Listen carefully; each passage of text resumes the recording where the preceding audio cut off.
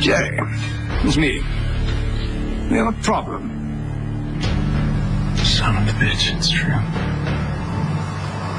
He's working with Jerry. Michael Corinthos, who now wants to be known as Michael Quartermain, has moved into the mansion. He had no sooner put down his bags, but he put Tracy Quartermain on notice, which means that any procurement of ELQ is going to be nigh on impossible, which means that our friend is more of a liability than an asset. All this goes to say that don't you think it's time we did something about the Luke Spencer problem? We may have got this wrong, Sam. Maybe Luke is really just a hostage. Yes, I agree, Jerry. It's less than an ideal outcome, but we always knew there was such a possibility. That's why we made contingency plans. I knew that Lush was working with him. Well, you did accuse him of it, yeah. Yeah, he knows I'm suspicious. Maybe Jerry is too. How does Luke fit into this? Is he a problem because now he's just a useless hostage, or is he a problem because now he knows we're suspicious and he's not a viable inside man? I'm glad you agree, Jerry. So are we set? Has everything I'm going to need been put in our safe deposit box? Don't worry, I hid the safe deposit key in my room. No mean feat, considering how nosy the bloody maid is.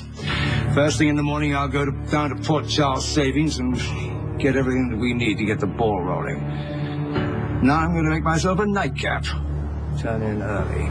We need to get into that safe deposit box. Could hold all the evidence we need to prove that Luke is involved in working with Jerry and Lord Larry. Yeah, and your accident. How do we get the key? I have an idea.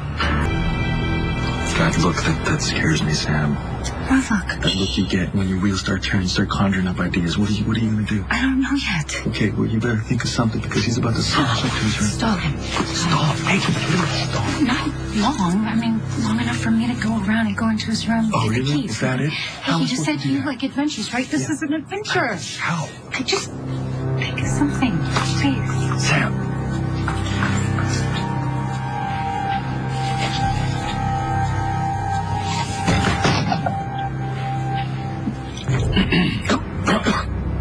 What the devil are you doing here? Well, I'm waiting, and not very patiently, I might add. You're probably wondering why I didn't just come through the front door. Then it wouldn't have been an ambush, would it? So I suppose you're wanting to know if I've been putting my noggin together with Luke Spencer and Jerry Jacks again. That's actually why I'm here. For the last time, I'm not the man you're looking for. I'm the victim. I'm the one who was trussed up in some filthy sack by somebody I can only assume was Jerry Jacks. This was his final insult to Tracy Quartermain. Now, if there's nothing else, I'm toddling off to bed. Actually, there is. I came to apologize. Okay, I may have crossed the line before. Look, I had nothing to do with the death of your son, and for you to continually imply I am sorry about that, okay? It's still very fresh to me, and I am still looking for people to blame. Believe me, you're not the first. But there's no indication that you were involved, so will you accept my apology? Of course. Thank you. We all make blunders. And now, if you'll excuse me, I'm going to retire. Wait. What?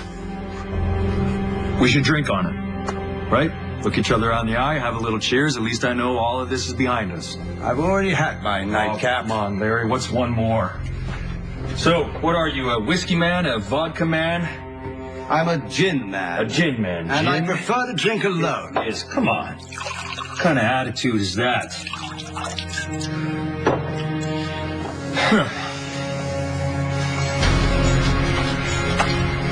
You know what? On second thought, Larry, you're a man enough to accept my apology, so I'm going to let you drink on your own tonight, okay?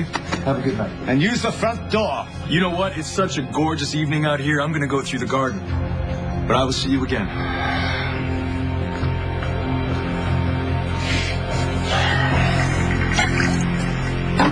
Oh my God, thank you for bailing me out on tap dancing. No, you handled yourself like a pro.